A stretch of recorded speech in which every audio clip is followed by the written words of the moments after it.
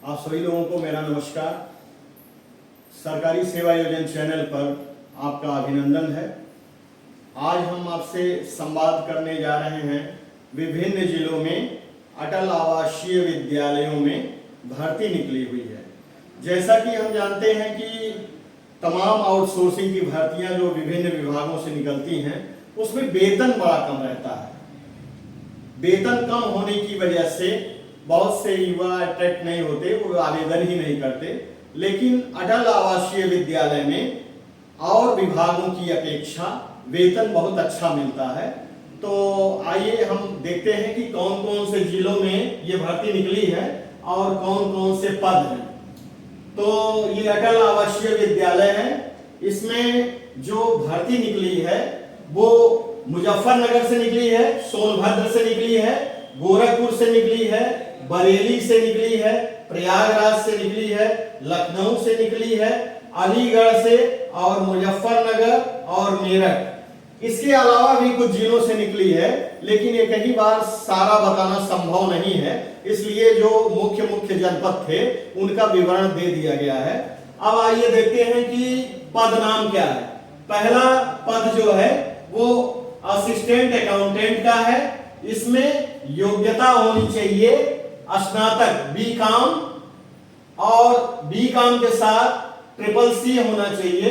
अगर मान लीजिए CCC नहीं है तो O लेवल होना चाहिए, यानी CCC और O लेवल के बीच में कोई मतलब दोनों में से कोई एक होना चाहिए। या तो CCC हो और या तो O लेवल हो, दोनों में से कोई एक होना चाहिए। वेतन इसमें 40,296 रुपया है और मुजफ्फरनगर जिले में तैनाती होगी इनकी। इसी तरीके से दूसरा पद है सहायक क्लर्क। सहायक क्लर्क में स्नातक होना चाहिए, उसके साथ CCC हो या O लेवल हो, दोनों में से कोई एक हो। इसमें वेतन है 29,946 रुपया। तैनाती स्थल जो है ये सोनभद्र जिले में है, यानी ये भर्ती सोनभद्र से निकली है। फिर तीसरा पोस्ट जो है वो भी सहायक क्लर्क का है। इसमें भी स्नातक होना चाहिए और स्नातक के साथ CCC होना चाहिए। इसमें भी वेतन 32,946 रुपए है और तैनाती स्थल गोरखपुर जनपद है, यानी गोरखपुर जनपद में ये सहायक क्लर्क की भर्ती होनी है। चौथा पोस्ट जो है ये ऑफिस क्लर्क का है।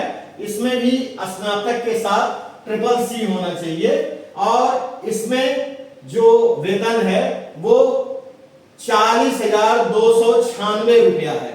40,296 रुपए एक सम्मानित वेतन होते हैं। ये बरेली जिले में निकला हुआ है। इसके अलावा स्टोर बॉय की जगह है। इसमें केवल स्नातक होना चाहिए, इसमें CCC की आवश्यकता नहीं है और इसमें वेतन 24,846 रुपए है। जनपद का नाम है प्रयागराज। इसी तरीके से स्टोर बॉय की जगह और भी आई है। इसमें भी स्नातक योग्यता होनी चाहिए और 24,846 रुपया वेतन है।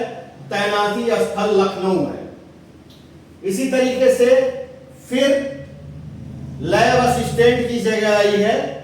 लैब असिस्टेंट में भी स्नातक होना चाहिए और उसके साथ CCC होना चाहिए और फिर O लेवल होना चाहिए, मतलब CCC या O लेवल, दोनों में से कोई एक होना चाहिए। 24,946 रुपए वेतन है। मुजफ्फरनगर में तैनाती होनी है। इसी तरीके से फार्मासिस्ट की जगह आई है। फार्मासिस्ट में B फार्मा होना चाहिए और वेतन है 24,840 रुपए। इसकी तैनाती स्थल जो है ये मेरठ है। उम्र 18 से 35 वर्ष के बीच में होनी चाहिए। 18 से 35 वर्ष के बीच में जिन अभ्यर्थियों की उम्र है वही आवेदन कर सकते हैं। फॉर्म भरने की जो लास्ट डेट है वो 27 जून 2024 है।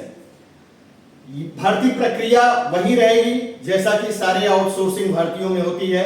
मैं लगभग हर वीडियो में बताता हूं कि जो भर्ती प्रक्रिया होती है आउटसोर्सिंग की, वो पहले ये होती है कि आप एक रजिस्ट्रेशन करेंगे सेवा योजना पोर्टल पर। जब रजिस्ट्रेशन आपका हो जाता है तो उसके बाद आप आवेदन कर देंगे उसी पोर्टल पे। जब आवेदन कर लेते हैं तो उसमें एक भर्ती के सापेक्ष 3 लोगों को डॉक्यूमेंट वेरिफिकेशन के लिए बुलाया जाता है।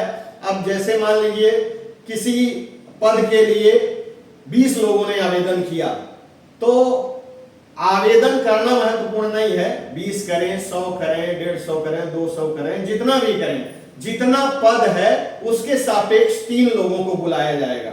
अब मान लीजिए 15 पद है तो वहां 45 लोगों को डॉक्यूमेंट वेरिफिकेशन के लिए बुलाया जाएगा और उसी 45 में से 15 लोगों को रखना है इनको। डॉक्यूमेंट वेरिफिकेशन में जब आपके कागजात सही पाए जाते हैं तो फिर आपको इंटरव्यू के लिए कॉल होता है। ध्यान रहे, इसमें कोई लिखित परीक्षा नहीं होती है, केवल डॉक्यूमेंट वेरिफिकेशन और इंटरव्यू ही सिलेक्शन का आधार होता है। इसमें कोई किसी प्रकार की लिखित परीक्षा आयोजित नहीं की जाती है। जो सूचना देने का प्रक्रिया है वो ये है कि या तो आपके मोबाइल नंबर पे फोन करके बताया जाता है कि फला तारीख को डॉक्यूमेंट वेरिफिकेशन है और वहां आप पहुंचने की कृपा करें। अगर दूसरा माध्यम ये होता है कि आपको मेल के द्वारा सूचित किया जाता है कि फला तारीख को फला स्थान पे आपको इंटरव्यू के लिए आना है। और तीसरा भी माध्यम होता है पत्र का, लेकिन पत्र वाला माध्यम बहुत कम कंपनियां अख्तियार करती हैं, ज्यादातर आउटसोर्सिंग एजेंसियां मेल ही करती हैं या फोन पे कॉल करती हैं। हमारी ये जानकारी अगर आपको अच्छी लगी हो तो ज्यादा से ज्यादा लोगों तक शेयर करिए, चैनल को सब्सक्राइब करिए और लाइक करिए। धन्यवाद।